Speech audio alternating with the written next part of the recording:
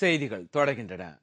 பண்டிகை காலங்களில் SMS என்னும் குறுந்தகவல் சேவைக்கு கூடுதல் கட்டணம் வசூலிக்கப்படுவது ஏன் என்று BSNL உள்ளிட்ட 10 செல்போன் நிறுவனங்களுக்கு சென்னை உயர்நீதிமன்ற மதுரை கிளை நோட்டீஸ் அனுப்பியுள்ளது. பண்டிகை தினங்களில் செல்போன் நிறுவனங்கள் SMS அனுப்ப அதிக கட்டணம் வசூலிக்கின்றன என்று காரைக்குடி வழக்கறிஞர் அருணாச்சலம் என்பவர் மதுரை உயர்நீதிமன்ற கிளையில் வழக்கு தொடர்ந்திருந்தார். மேலும் டிசம்பர் 31ஆம் தேதி முதல் ஜனவரி 1ஆம் தேதி வரை கூடுதல் கட்டணம் வசூலிக்க செல்போன் நிறுவனங்களுக்கு இடைக்கால தடை விதிக்க வேண்டும் என்றும் கோரிக்கை விடுத்திருந்தார். இந்த வழக்கு இன்று விசாரணைக்கு வந்தது. வழக்கை விசாரித்த நீதிபதிகள் ராஜேஸ்வரன், விமலா ஆகியோர் மத்திய தொலைத்தொடர்புத்துறை ஆணையம், BSNL உள்ளிட்ட 10 செல்போன் நிறுவனங்கள் இது தொடர்பாக ஜனவரி 21ஆம் தேதிக்குள் பதிலளிக்குமாறு நோட்டீஸ் அனுப்ப உத்தரவிட்டனர். சமீப காலமாக சில செல்போன் நிறுவனங்கள் அழைப்பு கட்டணத்தை விட கூடுதலாக செல்போன்களில் குறுந்தகவல் கட்டணத்தை அதிகரித்துள்ளன. இதனால் வாடிக்கையாளர்கள் மிகப்பெரிய அளவில் பாதிக்கப்பட்டுள்ளனர். ஏர்டெல், ஏர்செல், BSNL உள்ளிட்ட 11 நிறுவனங்கள் மீது கூடுதல் கட்டணம் வசூலிப்பதை எதிர்த்து வழக்கு தொடர்ந்தார். இந்த வழக்கு இன்றைக்கு நீதியரசர்கள் ராஜேஸ்வரன், விமலா ஆகியோர் முன்னிலையில் விசாரணைக்கு வந்தது. வழக்கை விசாரித்த நீதிபதிகள் ஏர்டெல், BSNL உள்ளிட்ட 11 நிறுவனங்களும் வருகின்ற 21ஆம் தேதிக்குள் பதிலறிக்கை தாக்கல் செய்ய வேண்டும் என்று கூறி வழக்கு விசாரணையை வர 21ஆம் தேதிக்கு தள்ளி வைத்து உத்தரவிட்டனர். பழவேற்காடு ஏரியில் சுற்றுலா பயணிகள் படகு விபத்துக்குள்ளானதில் எஞ்சிய ஒரு பெண்ணின் உடல் வடசென்னை அனல் மின் நிலையம் அருகே கரை ஒதுங்கியது. திருவள்ளூர் மாவட்டம் பொன்னேரியில் பழவேற்காட்டில் கடந்த 25ஆம் தேதி கிறிஸ்துமஸ் தினத்தன்று சுற்றுலா பயணிகள் சென்ற படகு ஒன்று விபத்துக்குள்ளானது. இதில் 25 பேர் பயணித்த நிலையில் 3 பேர் மட்டும் உயிருடன் மீட்கப்பட்டனர். மற்ற 22 பேரும் நீரில் மூழ்கி பலியானார்கள். அவர்களில் 21 பேரின் உடல்கள் நேற்று கண்டுபிடிக்கப்பட்டு ஒரே இடத்தில் புதைக்கப்பட்டது. அதைத் தொடர்ந்து அனிதா என்ற 29 வயதுடைய பெண்ணின் உடல் கிடைக்காததால் மீட்பு படையினர் தேடுதல் பணியை நிறுத்தினர். இந்நிலையில் அந்த பெண்ணின் உடல் வடசென்னை அனல் மின் நிலையம் அருகே இன்று கரை ஒதுங்கியது. பின்னர் அனிதாவின் உடல் பிரேத பரிசோதனை செய்யப்பட்டு உறவினர்களிடம் ஒப்படைக்கப்பட்டது. இதனிடையே இந்த விபத்து நடந்ததன் எதிரொலியாக திருவண்ணாமலை மாவட்டம் வந்தவாசியில் செய்தியாளர்களை சந்தித்த வடக்கு மண்டல IG சைலேந்திர பாபு, புத்தாண்டு மற்றும் பொங்கல் போன்ற பண்டிகை நாட்களில் மீன்பிடி படகுகளில் பொதுமக்களை ஏற்றிச் செல்லக்கூடாது என்றும், மீறினால் அவர்கள் மீது கடும் நடவடிக்கை மேற்கொள்ளப்படும் என்றும் எச்சரித்தார். இந்த புலிக்கேட்டில் நடந்த நிகழ்ச்சி 22 பேர் ஒரே குடும்பத்தை சேர்ந்தவங்க இறந்துருக்காங்க. இது போன்ற நிகழ்ச்சிகள் நடக்காமல் இருக்கிறதுக்கு இந்த மாதிரி முக்கியமான விசேஷ நாட்கள் 1ஆம் தேதி பொங்கல் இது போன்ற நாட்களில் ஏரி, குளம் இல்லாட்டி கடலில் மீன் பிடிக்கக்கூடிய படகுகளில் ஏறி போகிறது தடை செய்யப்பட்டிருக்கு.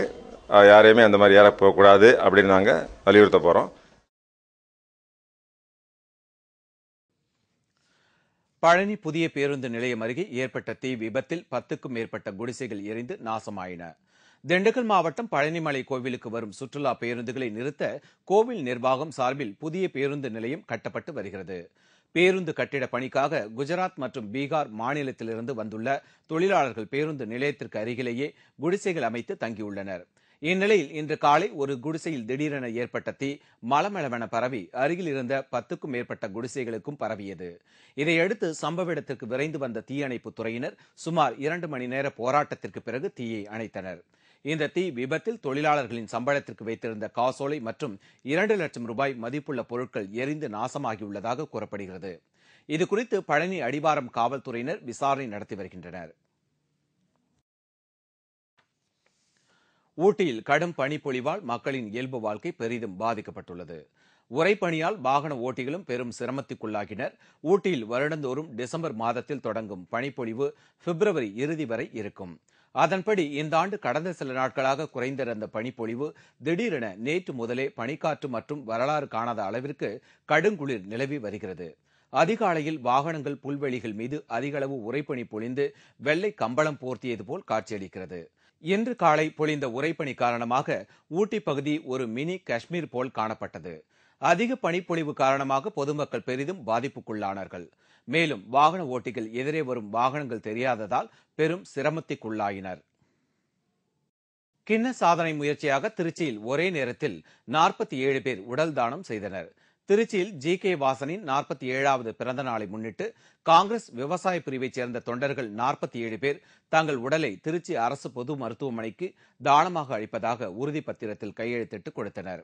இது ஒரு கின்னஸ் சாதனை முயற்சி என்றும் இதற்கு முன்னர் 1993ஆம் வருடம் 19 பேர் ஒரே நேரத்தில் உடல் தானம் செய்திருந்ததே சாதனையாக இருந்தது என்று கூறப்படுகிறது.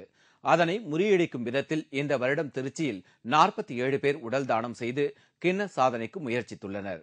இந்த நிகழ்ச்சியில் ஏராளமான அரசியல் பிரமுகர்கள் கலந்து கொண்டனர். பெரம்பலூர் மாவட்ட தேமுதிக செயலாளர் துரை காமராஜின் தாயார் மறைவிற்கு கழக நிறுவன தலைவர் கேப்டன் விஜயகாந்த் இரங்கல் தெரிவித்துள்ளார். இதுகுறித்து கேப்டன் விடுத்துள்ள அறிக்கையில், தேமுதிக பெரம்பலூர் மாவட்ட செயலாளர் துரை காமராஜின் தாயார் துரை பாப்பம்மாள் காலமானார் என்ற செய்தி கேட்டு மிகுந்த துயரமும் வருத்தமும் அடைந்ததாக தெரிவித்துள்ளார். அவரை இழந்து வாடும் துரை காமராஜின் குடும்பத்திற்கும் உறவினர்களுக்கும் மற்றும் நண்பர்களுக்கும் தனது ஆழ்ந்த இரங்கலை தெரிவித்துக் கொள்வதாகவும் கேப்டன் தனது அறிக்கையில் கூறியுள்ளார். விருதுநகரில் 4 வழி சாலையில் மேம்பாலம் அமைக்க கோரி பொதுமக்கள் வட்டாட்சியர் அலுவலகம் முன்பு முற்றுகை போராட்டம் நடத்தினர்.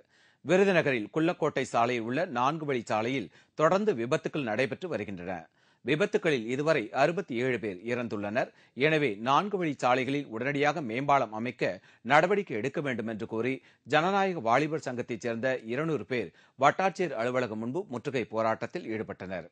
வட்டாட்சியர் பேச்சுவார்த்தையில் ஈடுபட்டதை தொடர்ந்து போராட்டக் குழுவினர் கலைந்து சென்றனர். உடுமலைப்பேட்டை அருகே 9ஆம் வகுப்பு படித்து வந்த மாணவி திடீரென்று தீக்குளித்து தற்கொலை செய்து கொண்டதால் விசாரணை மேற்கொண்ட போலீசார் தற்கொலைக்கான காரணம் அறியாமல் திணறி வருகின்றனர். உடுமலைப்பேட்டை அருகே உள்ள குரல்குட்டை கிராமத்தைச் சேர்ந்தவர் கிட்டான். இவருடைய மனைவி செல்வி கடந்த 3 ஆண்டுகளாக இருவருக்கும் இடையே ஏற்பட்ட கருத்து வேறுபாடு காரணமாக இருவரும் பிரிந்து வாழ்கின்றனர். இவருடைய மூத்த மகள் நிவேதா அரசு உயர்நிலைப் பள்ளியில் 9ஆம் வகுப்பு படித்து வந்தார். நேற்று வீட்டில் யாரும் இல்லாத பொழுது உடல் முழுவதும் மண்ணெண்ணெய் ஊற்றி தீ வைத்துக் கொண்டு எரிந்து பலியானார். இதுபற்றி போலீசார் வழக்கு பதிவு செய்து விசாரணை மேற்கொண்டனர். தற்கொலைக்கான காரணத்தை கண்டுபிடிக்க முடியாமல் போலீசார் திணறி வருகின்றனர்.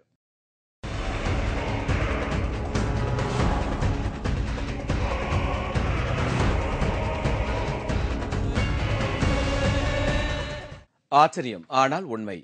பந்தபாசம் என்பது மனிதர்களுக்கிடையே மழுங்கி போன நிலையில் மிருகங்கள், பறவைகள் இடையே அவை வளர்ந்தோங்கி வருகின்றன. பசியில் துடிக்கிறது ஒரு நாய். உயரத்தில் ஒரு பாத்திரத்தில் தயாரித்து வைத்துள்ள நூடுல்ஸ் உணவை அதனால் சாப்பிட முடியவில்லை. அதற்கு உதவுகிறது ஒரு வெள்ளை கிளி. கிளி எடுத்துக் கொடுக்கும் நூடுல்ஸை ஆர்வத்தோடு வாங்கி சாப்பிடுகிறது அந்த நாய். ஆச்சரியமான காட்சி இதுவன்றோ?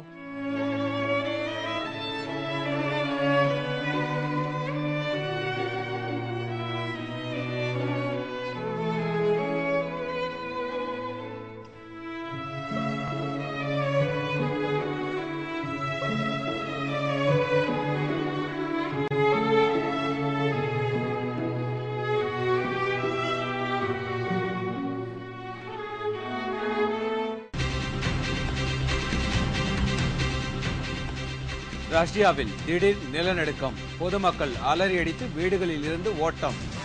விவரம் இடைவேளைக்கு பிறகு.